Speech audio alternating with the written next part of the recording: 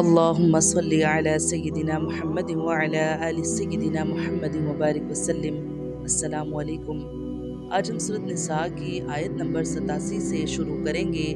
اللہ لا الہ الا ہو لیجمعنکم الی یوم القیامۃ لا ریب فیہ ومن اصدق من اللہ حدیثا فما لکم فی المنافقین فئتین واللہ ارکسہم بما کسبوا اتریدون ان تہدوا من اضل اللہ ومن یضلل اللہ فلن تجد لہ سبیلا۔ اللہ وہ ہے جس کے سوا کوئی معبود برحق نہیں، وہ تم سب کو یقیناً قیامت کے دن جمع کرے گا جس کے آنے میں کوئی شک نہیں۔ اللہ تعالیٰ سے زیادہ سچی بات والا اور کون ہوگا؟ تمہیں کیا ہو گیا ہے کہ منافقوں کے بارے میں دو گروہ ہو رہے ہو؟ انہیں تو ان کے اعمال کی وجہ سے اللہ تعالیٰ نے اوندھا کر دیا ہے۔ اب کیا تم یہ منصوبے بنا رہے ہو کہ اللہ تعالیٰ کے گمراہ کیے ہوں کو تم راہ راست پر لا کھڑا کرو؟ جسے اللہ تعالیٰ راہ بلا دے تو ہرگز اس کے لیے کوئی راہ نہ پائے گا۔ ان آیتوں میں 4 قسم کے منافقین کا تذکرہ ہے اور ان میں سے ہر قسم کا حکم الگ بیان کیا گیا ہے۔ اس آیت میں منافقین کی پہلی قسم کا ذکر ہے۔ یہ مکہ مکرمہ کے کچھ لوگ تھے جو مدینہ منورہ آئے اور ظاہری طور پر مسلمان ہو گئے اور مسلمانوں کی ہمدردی حاصل کر لی۔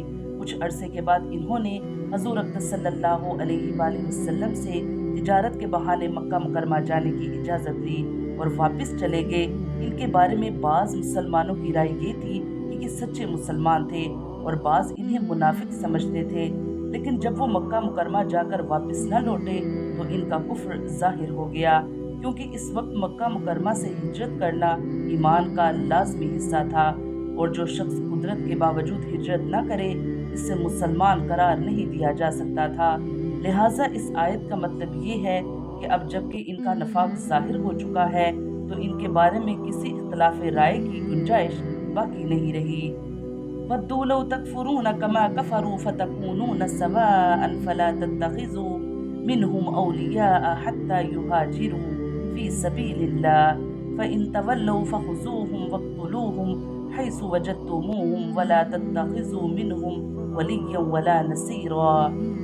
ان کی تو چاہت ہے کہ جس طرح کے کافر وہ ہیں تم بھی ان کی طرح کفر کرنے لگو اور پھر سب یکساں ہو جاؤ، پھر جب تک کہ اسلام کی خاطر وطن نہ چھوڑیں ان میں سے کسی کو حقیقی دوست نہ بناؤ، پھر اگر یہ منہ پھیر لیں تو انہیں پکڑو اور قتل کرو، جہاں بھی یہ ہاتھ لگ جائیں خبردار ان میں سے کسی کو اپنا رفیق اور مددگار نہ سمجھ بیٹھنا۔ یہ حکم ان منافقین مسلمانوں کا ہے جو برسر جنگ کافر قوم سے تعلق رکھتے ہوں اور اسلامی حکومت کے خلاف معاندانہ کارروائیوں میں عملاً حصہ لیں۔ إِلَّا الَّذِينَ يَصِلُونَ إِلَىٰ قَوْمٍ بَيْنَكُمْ وَبَيْنَهُمْ مِيثَاقٌ أَوْ جَاءَكُمْ حَسِرَتْ صُدُورُكُمْ أَن يُقَاتِلُوكُمْ أَوْ يُقَاتِلُوا قَوْمَهُمْ وَلَوْ شَاءَ اللَّهُ لَسَلَّطَهُمْ عَلَيْكُمْ فَلَقَاتَلُوكُمْ فَإِنِ اعْتَزَلُوكُمْ فَلَمْ يُقَاتِلُوكُمْ وَأَلْقَوْا إِلَيْكُمُ السَّلَامَ فَمَا جَعَلَ اللَّهُ لَكُمْ عَلَيْهِمْ سَبِيلًا۔ سوائے ان کے جو اس قوم سے تعلق رکھتے ہوں جن سے تمہارا معاہدہ ہو چکا ہے، کہ جو تمہارے پاس اس حالت میں آئیں کہ تم سے جنگ کرنے سے بھی تنگ دل ہیں اور اپنی قوم سے بھی جنگ کرنے میں تنگ دل ہیں، اور اگر اللہ تعالیٰ چاہتا تو انہیں تم پر مسلط کر دیتا اور وہ تم سے یقیناً جنگ کرتے۔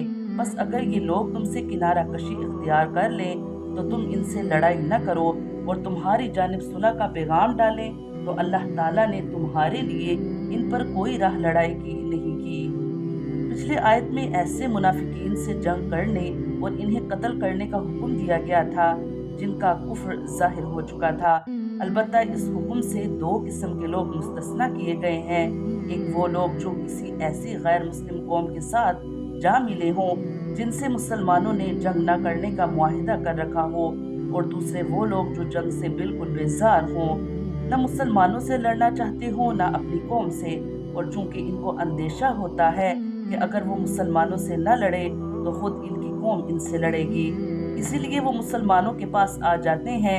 ان کے بارے میں بھی مسلمانوں کو یہ حکم دیا گیا ہے کہ وہ ان کے خلاف کارروائی نہ کریں، یہاں تک منافقین کی 3 قسمیں ہو گئیں۔ ستجدون آخرین یریدون ان یأمنوکم ویأمنوا قومهم كلما ردوا إلى الفتنة أركسوا فيها فإن لم يعتزلوكم ويلقوا إليكم السلم ويكفوا أيديهم فخذوهم واقتلوهم حيث ثقفتموهم وأولئكم جعلنا لكم عليهم سلطانا مبينا۔ تم کچھ اور لوگوں کو ایسا بھی پاؤ گے جن کی بظاہر چاہت ہے کہ تم سے بھی امن میں رہے اور اپنی قوم سے بھی امن میں رہے، لیکن جب کبھی فتنہ انگیزی کی طرف لوٹائے جاتے ہیں تو اوندھے منہ اس میں ڈال دیے جاتے ہیں۔ بس اگر یہ لوگ تم سے کنارہ کشی نہ کریں اور تم سے صلح کا سلسلہ جنبانی نہ کریں اور اپنے ہاتھ نہ روک لیں تو انہیں پکڑو اور مار ڈالو، اور جہاں بھی پاؤ یہی وہ ہیں جن پر ہم نے تمہیں ظاہر حجت عنایت فرمائی ہے۔ اوپر کی آیت میں تیسری قسم کے لوگوں کا ذکر تھا جو واقعتاً جنگ سے بیزار تھے اور مسلمانوں سے لڑنا نہیں چاہتے تھے۔ اس آیت میں منافقین کی چوتھی قسم کا ذکر ہے جو جنگ سے بیزار ہونے کے معاملے میں بھی منافقت سے کام لیتے تھے۔ ظاہر تو یہ کرتے تھے کہ ہم مسلمانوں سے جنگ نہیں چاہتے، لیکن یہ جھوٹا اعلان صرف اسی لیے تھا تاکہ مسلمان انہیں قتل کرنے سے باز رہیں۔ چنانچہ جب دوسرے کفار انہیں مسلمانوں کے خلاف کسی سازش کی دعوت دیتے تو یہ اس سازش میں بے دھڑک شریک ہو جاتے تھے۔ اللہ تعالی ہمیں قرآن پاک پڑھنے کی، اس کو سمجھنے کی اور اس پر عمل کرنے کی توفیق عطا فرمائے۔ آمین یا رب العالمین۔